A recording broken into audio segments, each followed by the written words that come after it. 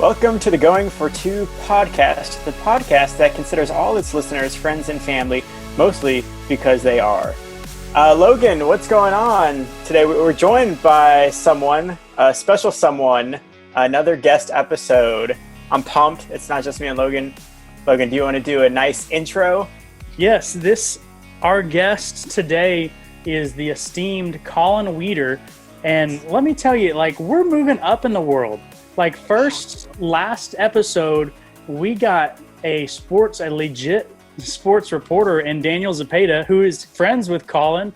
And now we've got Collin, who is actually a sports editor at the Clinton Daily News. So what are we doing? Are we doing something right, Ben? We must be. I think we just have friends in high places. We're just trying to take advantage of that. Although I think we may have exhausted all our sports reporter friends. Yeah, that's probably about it. Well, I appreciate you guys having me on, but esteemed is a bit high. So, Collin, I started something on our last episode where I'm going to admit something to every one of our guests. And for you, Collin, we both lived in Mabee dorm freshman year, right? I actually lived in McKenzie. No, you lived in McKenzie. Okay. I did. So that really throws off my theory here. I'm so sorry. No, but it really clears things up for me because so I had a shirt. Yeah. And it was the purple Adidas ACU football shirt. Yes. Yeah. And then it went missing. Uh-huh. And then I'm like, Collin's got my shirt. You fully believe that was me this whole time? Well, about half and half. I talked myself out of it, man, once I finally got to know you through ACU camps, I was like, I don't think Collin would steal my shirt. He wouldn't do that. 100%. I did not steal that shirt. For anybody listening, I remember because it was the day that they released the logo, and I was such a fanboy. Very much my first year when we moved to Adidas, I was like, oh, we're big time now. So I remember I went to the campus store immediately, and I was like, I think it was that dry fit or whatever that Adidas had, whatever they call it. I don't even know. But I went in and I was like, I gotta have that shirt. And so I promise I bought it. I did not steal it from you. I hope I hope I can reverse the past for past Logan not to think that of me. But Logan, I was wondering I believe you, Collin. I believe you. What made you think it was Collin? Was it the fact that he had the same shirt, or he just looked suspicious? I don't know. It must have been right as I was where's my shirt? And then I must have seen Collin wearing it. I had no real evidence or reason to think that Collin stole my shirt, but I did. That was freshman Logan. I definitely had that exact shirt, and I wore it to games. I probably wore it with him when we were playing intramural football, for all I know, our senior year, which we made a great connection as, by the way. I still think that all the time. I was like, man, Logan could spin the rock. Don't let anyone tell you differently. Logan downplays it all the time, but that man can play some football, and he's got a little bit of swagger to him too. I always knew Logan is kind of a quiet guy. Yeah. And even from camps, he opened up to us a lot, talk. But then we started playing some football. I was like, Logan's got a little bit of an edge in there. There's a little bit of competitive spirit. I like it a whole lot. Dare I say a little bit of Baker Mayfield-esque in him. Oh, gosh. I just did that. Feeling kind of dangerous. Oh, man. I wish you could have picked anybody else to compare me to. But I know. Wow. I did that just for you because I knew of your Texas love and allegiance. Yeah. All right. Well, that's, again, our guests are just providing us with the perfect segues. Let's talk some college football today. Wow. There it is. So, the big question before we can talk any specifics, Collin, what's college football going to look like this season? Oh, gosh. It's hard to even really get a real picture. I've seen so many theories. It's kind of hard to tell because even today I just got told, we cover the little leagues out here during the summer when I'm not covering high school sports.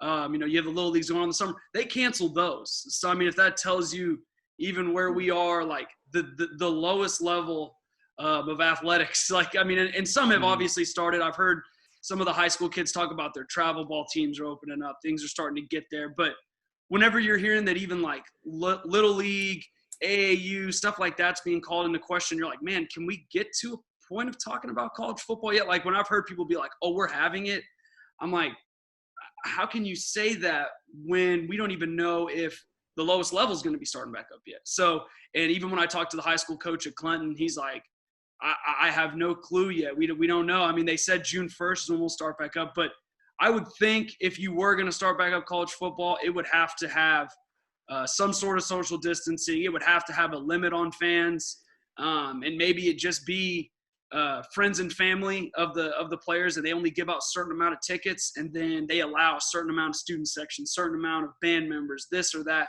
and then they may just have to operate under that for a little bit, and then maybe pump in. I saw somewhere where the NFL's like, we may pump in crowd noise, and I'm like, honestly, as weird as that sounds, I know no player wants to play in a game where there's no noise and you're playing a 7-on-7 atmosphere when it's like it'd be a weird sensation to me playing the Red River rivalry, watching that on TV and being like, okay, they have 20,000 people there, which looks like 10 people when it's in the Cotton Bowl, and there's no noise. Yeah. So I'm like, you'd have to have some sort of noise, I would feel like. But that's what I would think, is they probably have a limited amount of fans unless they want to kick it down the road a little bit. But for me, I'm more on the safe side. So I'm thinking they may need to still enact some social distancing and some other things until then. Interesting. Yeah. Yeah, I was thinking we were speaking to Daniel the other day about reopening, and I was speaking with, I believe, some friends about the NFL reopening, and one of the reasons why I was thinking they may transition and be ready by the time the first regular season game comes around is because of how much money is thrown around in the NFL and how much power the owners have and the teams have. But that's not the case for all of college football, for the bigger schools, certainly. But when you start getting into more of those non-Power 5 schools, and certainly not the outside of Division 2 and 3, I think that those schools really might not see, and especially as colleges are saying, we're not even sure if we're going to have class, Right. having students back on campus. That's certainly a predicting factor to me that they just don't know what's going on. Yeah, but that's interesting that you said that the high school coaches in your area really don't have any idea what's going to happen yet. In their world, do they have a contingency plan? I mean, have they been talking about starting the season later or canceling it all? It's totally like up in the air. Cancellations haven't been talked about. I know that yet. That none of it's gone that far. They have talked about, the organizing body like UIL is for Texas is OSSAA for Oklahoma. And they have talked about, we're going to start up. The plan is to start up at least with summer workouts June 1st. Until then, it's all virtual, no contact. But I mean, they've listed out these timelines before, and then things totally change. They just do that so they can have some sort of a schedule for maybe when things will start back up. But if things haven't gotten any better, they'll just kick it down the road. So, but I haven't heard anything about canceling. And you're right about money talks and money drives. And unfortunately, whether that's something that people approve of or not, I know, the NFL has so much money that could be something, where they say, well, we can't just not play the season. And, it's kind of the same thing with college football, and that they feel like they have to play in order to keep this money going, to keep the economy going. And I don't necessarily agree with that fact at all times, and some may disagree, but, there's ways to probably do it. It may not be to the full effect. You may not get full college football, full NFL this season, but you may have to go with that for a while. But you made a great point, Ben. I think, outside of the Power Fives, even the Group of Fives, I saw figures one time. I can't remember, honestly, the source. I'm going off of a source I can't name, but I remember I read it in an article somewhere where it was like, even Boise State, if you think of them, they break even. Like they don't actually make a ton of money. They break even, and they're one of the most successful non-Power 5 schools in the country. So you got to believe, your FCS teams, if you're canceling games with them, let's take hometown ACU. I know, how much money we made plenty of times off of schools like Troy, Georgia State, getting those 6-figure games. When you're not getting those, programs will shut down. I mean, there's no doubt football is the biggest, most costly sport of any sport for college athletics. So if you're not playing those big FBS schools, you're losing money. Yeah, that's a really fascinating stat about the Boise State line. I didn't know that. So I know, we definitely want to get your take on more college football, so I don't want to derail us from that. But I just had a thought about one thing that I've been kind of curious is, so when I played high school football. I was trying to get recruited and play in college and things like that. I didn't, end up taking that route. But I was trying to. And the junior and senior years are some of the most important years for these high school players. If their season gets canceled, how much does that derail these players that are trying to get recruited and go to college to play football? Oh, it's already derailed. Oh man, it's been tough to listen to, especially I've been here about 4 years. So I've followed this senior class from freshman to senior year. So I know a lot of them pretty well. I know the parents, and there were a bunch, whether it be golf, baseball, soccer. I mean, just listing so many different sports. Kids were banking on this season. They're like, this is my season to go and get a scholarship. And, I needed, or they needed more film, or they needed something. And every time I would get on the phone with them, because we do senior profiles on each senior. So I would talk to them and they'd be like, yeah, I'm just going to end up going to school because, I didn't get my senior year. So no colleges came calling. So it's kind of the same thing. So if football doesn't happen, I mean, that was absolutely a possibility that kids wouldn't be getting scholarships. You'd be losing out on kids that would be late bloomers, junior, senior kids who didn't play a whole lot earlier in their careers. Wow. Ben, it wouldn't have affected me. I probably would have got recruited more because I was a backup my senior year. I played a lot my junior year on JV. So 26 touchdowns, no big deal. Throw that in there. If you didn't have your senior year, though, I don't think the Trojans would have recruited you to be their intramural quarterback. So that's probably true. It was film on you, I think. That one touchdown I scored against Grand Saline week 1 got me the starting job for the Trojans 3 or 4 years later. Yeah. I love that he knew his JV stats off the top of his head. Yeah. I absolutely love that because he put up great numbers in the flag football league. Don't let him mislead you. He put up good numbers there too. Yeah. Yeah, kind of, you might be onto something, Collin. A lot like Baker Mayfield. I put up some numbers, but I just couldn't get the wins. We did not win a game that season. Not right. Just going right at him. Oh, gosh. So, Collin, you cover the Oklahoma schools. You're from Texas, kind of in the heart of the Big 12. Where does the Big 12 currently rank among other conferences when it comes to football? Oh, well, this one is this is probably gonna get me in a lot of trouble with people up in Oklahoma and in Texas because I'm probably about to make them not very happy, but they know that. I've written columns before. I've been like, I've ragged on Oklahoma's defense hundreds of times. But I would probably say for me they rank third. The SEC, especially after this year, which I know people hate hearing those 3 letters repeated after bowl wins, but they had the best season. They've had the most consistent success from not only just the BCS era, but to the college football playoff era. They've had the most success, whether it be Alabama, LSU, Florida had a great run with Tim Tebow. Auburn's had 2 national championship appearances. They had the win with Cam Newton. You go down the line of how many years in a row that conference has just dominated the competition. And they're not just good at the top. They have teams that have continuously won, whether it be their second or third team in both divisions. And then for me, it goes Big Ten. Phenomenal play at the top. Ohio State's always a constant threat, just like Clemson or Alabama. They're that number 3 school, kind of interchangeable at 1, 2, or 3 every single year. And then there's always solid teams like a Penn State, a Wisconsin, now a Minnesota. You mix that in. And the Big 12 this is what's tough, is the Big 12 has quality teams, and they've done well. Done well for themselves, and it especially helped that they had some better bowl wins this year to get with UT beating a Utah team that most people probably didn't see happening. But their problem basically stems from the fact that their best team for the last few years has been OU, and OU hasn't been able to win in the college football playoff. I mean, people always make fun of that league for not having defense, and truly they haven't had great defense at its best team. Now this year, defense got a lot better.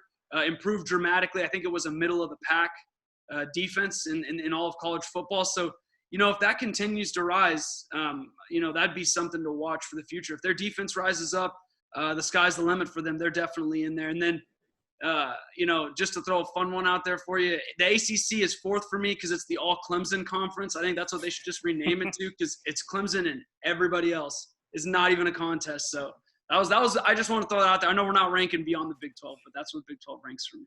So you've got Pac-12 bottom of the pack. Yeah. Oh, absolutely. Absolutely. They're horrid. And what's terrible is I've always kind of had a small rooting interest in Oregon. I've always liked them. I'm not gonna lie. It was during the whole, uniform adding and changing idea. I've always, right. and plus whenever they played Auburn, I didn't like Cam Newton at the time. So I was like, oh, I'm going to definitely root for them. So I hate to say that about the Pac-12, but God, they've been so bad for so long. I mean, they are kind of almost laughable at this point to me. But if not for Clemson, then the ACC is like below 2 or 3 group of 5 conferences, right? Like they're that bad. Fair point. Fair, absolutely. I would absolutely agree with that, because the American is, I'm a big supporter of the American. they compete pretty well, and honestly, I'd probably put the AAC over the ACC if you take out Clemson. Just in a joking way, but they've had some good teams. So I mean, Houston beat Florida State just 4 years ago in the Peach Bowl. So I mean, yep. So here's the question that's killing me, Collin. And I'm sure that it's killing you too, because we're on opposite sides of rooting interest of this conundrum. Oh, gosh. Texas produces the most pro talent from their Texas high schools. It was proven out in this draft, and it's been proven out for years. But the premier programs in Texas have been, I mean, not terrible, but subpar. They have not been elite in any form or fashion in Texas A&M or UT. What's going on there, and why can't those premier programs with those histories keep that elite talent in state? I think it's the spread amount of talent. I mean, you look at especially I go to 24/7 Sports a whole lot and look up top recruits, where they're ranking, and I think I just looked at it yesterday and I was like, 3 out of the top 5 you see are going to different schools, and I think that comes from national exposure. Everything that felt, schools and places that may have felt 10,000 miles away in your mind, they don't feel so far away whenever you're seeing them on national television. When you see Ohio State, winning Big Ten championships, having the seasons that they do, breaking records, you go, man, I wouldn't mind going to Columbus, so that's one of those things. And then Alabama obviously is always a power, and they're not as far, but whenever you're seeing schools constantly have success and you want to be a part of a winning program, you're going to go to schools that have consistently won. And honestly, really since I would say, the Colt McCoy years, I'm about to go right at you, Logan, I'm sorry, but the Colt McCoy years, Texas hasn't been consistently a winner. And then A&M, as much as I've always had that has been my team since I've been growing up, A&M, they've not been able to hold enough here. They've not been able to develop it. Kevin Sumlin struggled to develop a lot of talent when he did get it in. And, plenty of schools have just spread out the talent. And then the other thing is, when you add in TCU, when TCU joined the Big 12, that started pulling a lot of recruits that may have gone to a Texas or a Texas A&M, which were right there. A lot of those athletes are in the heart of that DFW area. Now they're jumping over to a TCU. So those big programs like Texas A&M are losing recruits, not only to out-of-state programs, but to in-state programs whenever those programs got better. So it's really kind of a twofold thing. They're losing them just to, big national powers from far away and growing ones inside the state. Oh, that's great analysis. Talking about college football with Oklahoma, transitioning to speaking about them specifically, I don't know if you watched what was the show called? I was just talking about Logan, QB1 Under Lights or whatever it is. Gosh. Yeah, absolutely. So you probably know where this conversation is going with Spencer Rattler. Let's talk about him for a second. He's an interesting guy. Coming into Oklahoma, being phenomenal in high school, bit of a diva for sure. If from the show, I don't know if he matured a ton during his freshman year at Oklahoma. But what do you make of him? What do you think his future is in for Oklahoma? And what does it look like this season specifically? Well, I like that you mentioned QB1, that you guys have already watched this. You know what I'm probably about to say. If you've watched any or all 3 of the seasons, you've noticed that number 1 QB in the country always seems to have I don't know how to put this in a nice way, a head bigger than the state of Texas. Yeah. Just a little bit. Justin Whether that was Fields. Oh man. Justin Fields, Tate Martell. Oh my gosh. Yeah, Tim Martell, yeah. All three of them, between those two and Rattler, massive heads. And it is one of those things where he, you want to say, man, he's such an egotistical maniac. Like, but at the same time, I think we're just getting a behind the scenes curtain look at a lot of those guys. Those are the same guys we see every Saturday. You just don't see them behind the scenes. You're like, man, they definitely think a lot of themselves, but you're like, man, this is how they've operated for years. But I think, my comparison, to him would be more towards the Baker Mayfields of the world. I mean, not only just from the attitude, but from the way he plays. I don't mean that in I'm about to probably sound disrespectful. I don't see him in the mobility wise as much like a Kyler Murray, where he doesn't have an explosive mobility where he's going to take off and gash you for a 75-yard touchdown.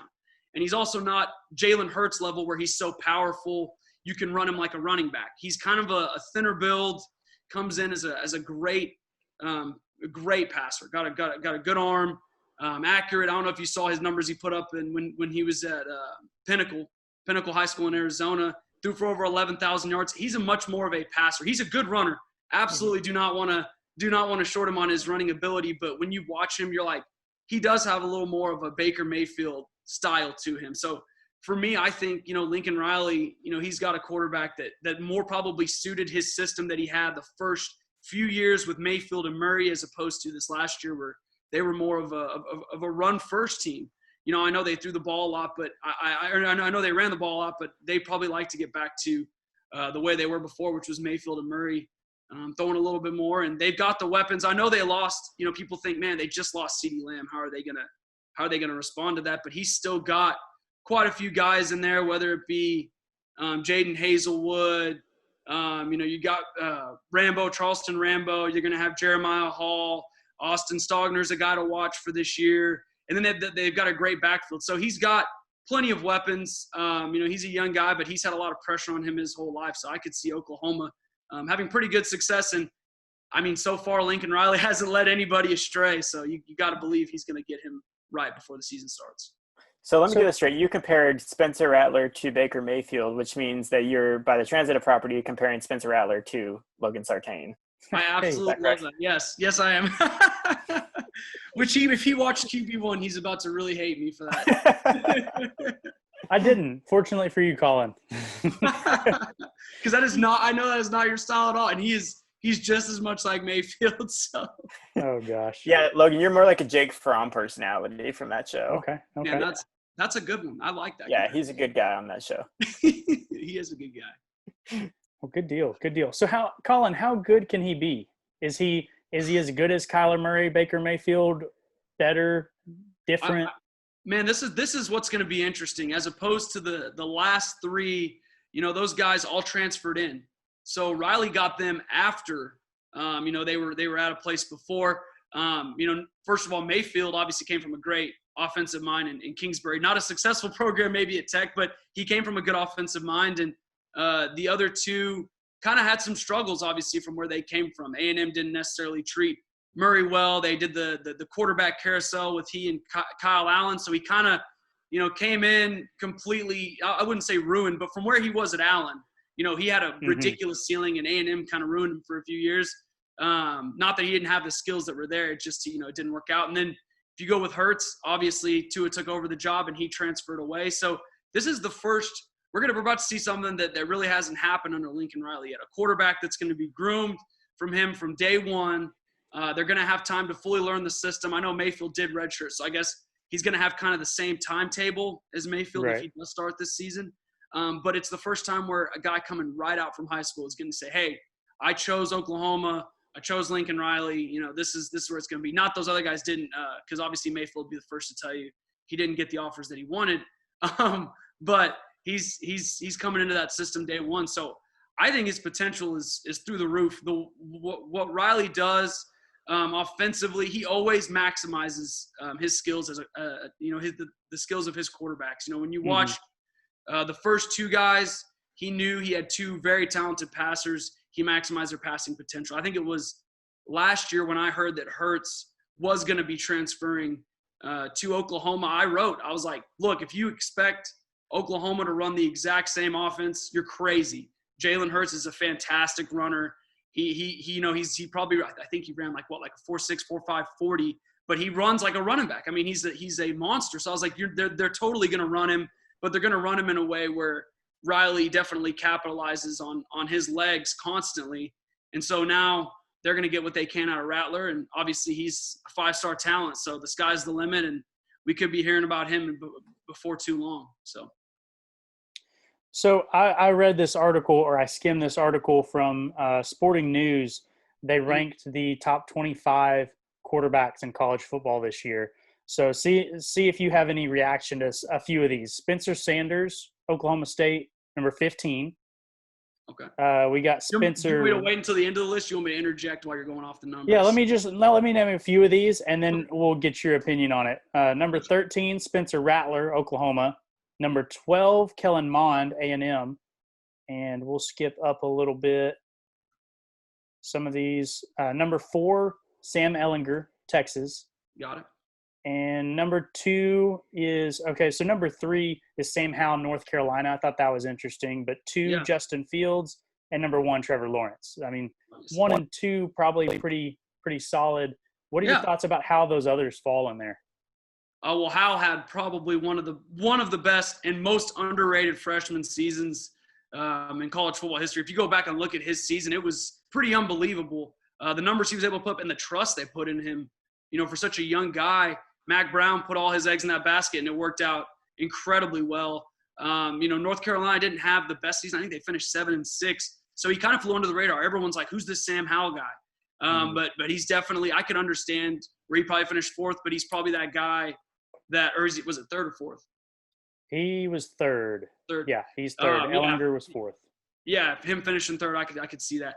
Ehlinger is another guy. I like to think he's been pretty much hated on. And I don't understand this, And granted, I'm a Texas A&M guy, but I actually really liked Ehlinger. I talked to Todd Dodge. I interviewed Todd Dodge when I was working at a different publication about Ehlinger when he was in high school, and I asked him, I said, where does he rank? You've had some great quarterbacks. The Chase Daniels, the Greg McElroys, his own son, Riley Dodge, was a state championship winning quarterback.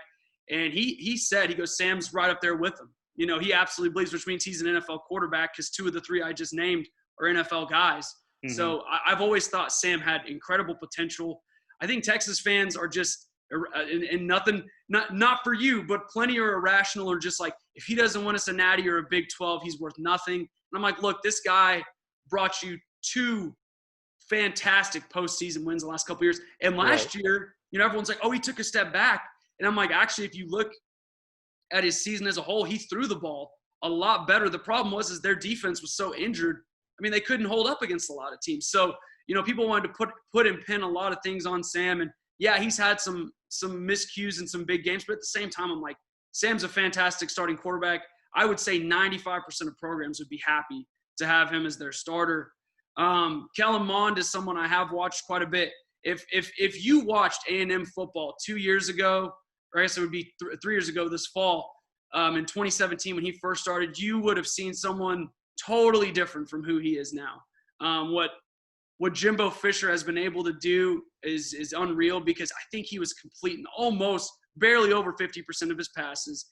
He looked like he was lost without a cause at times. I think against UCLA, he threw 3 for 17 through the air in his first game. So you were like, man, I don't know if this guy, is going to be able to last. And he split time with Nick Starkel. So you're like, I don't know if he's going to make it out. But what he's done, becoming one of the more efficient passers in college football, is deserved. He gets a lot of hate too. He's one of those guys that for some reason, again, A&M fans are just as irrational sometimes as UT. And like, if you're not delivering us 10-win seasons or an SEC title, we don't care. But he's a great quarterback. And I think that showed with some pre-draft evaluations listing him, I think, in the top 75.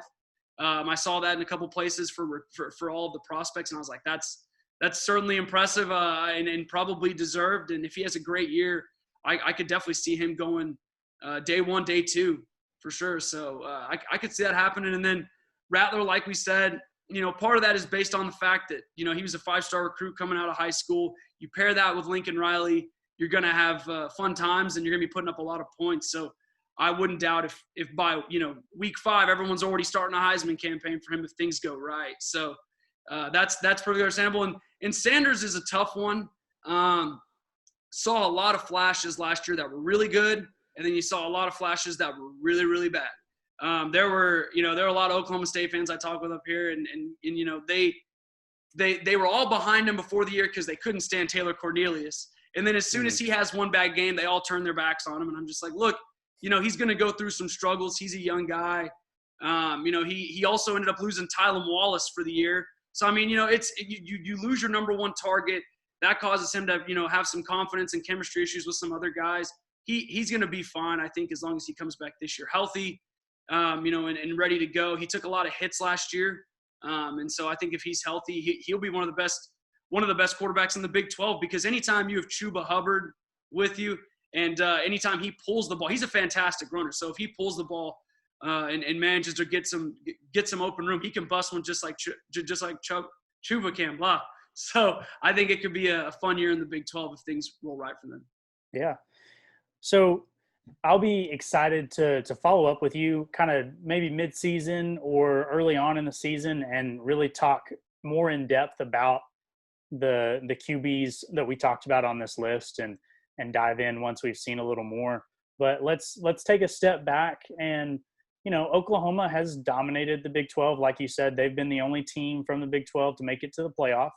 Right. I'll argue TCU should have one year, the year that they crushed Ole Miss in their bowl game. But so Texas has had, disappointing seasons, regular seasons, and then unexpected wins in the postseason. Yeah. And it's just a mixed bag. Like, Baylor's got a new head coach. TCU, they were all right last year.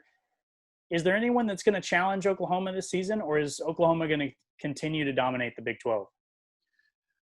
You want to say somebody else can definitely challenge them. OU is obviously the returning champ, so I'm not going to, shy away from that obviously they're going to be the favorite. They've won it for so many years, and it's because, over the last few, they've just been able to put up an unreasonable amount of points. Doesn't matter who it is. Each time they go out, they're going to put up points. So I think it's possible, though, if, let's say, Texas manages to stay healthy, Ellinger continues to make that progress and maybe makes that next jump into becoming an even more elite passer. I think that's kind of been his thing is, obviously he's a fantastic runner, but and he can make the throws in between the numbers. But people have always said, he's had trouble stretching the field. His arm may not be elite. So if he's able to maybe stretch some and make some big time NFL type throws this year, there's no doubt Texas could challenge.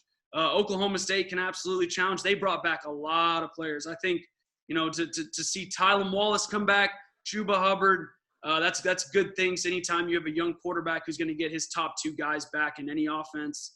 And then, you forget, I think Calvin Bundage, who was the linebacker who was lost for the year last year, didn't get to play a snap, will be back for Oklahoma State. So, that'll definitely boost the defense.